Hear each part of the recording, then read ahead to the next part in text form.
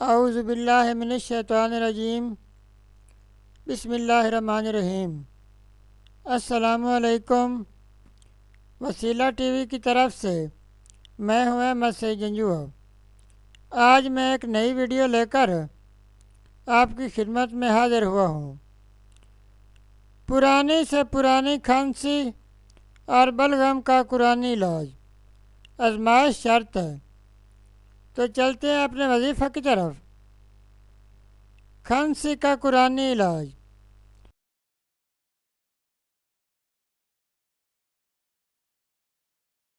ناظرین، وظیفہ یہ ہے کہ پرانی کھانسی یا بلغم کے شکار افراد سورہ سواد پارہ نمبر 23 کی آیت نمبر 20 کو سادہ نمک پر 21 مرتبہ پڑھ کر دم کرے اور پھر اس نمک کو تھوڑا تھوڑا کر کے چاٹ لے۔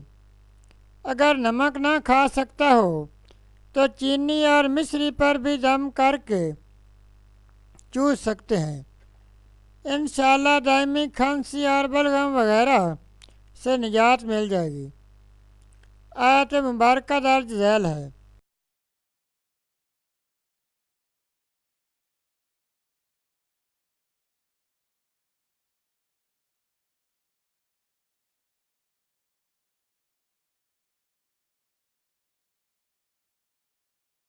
ناظرین، یہ تھا ہمارا آج کا وظیفہ۔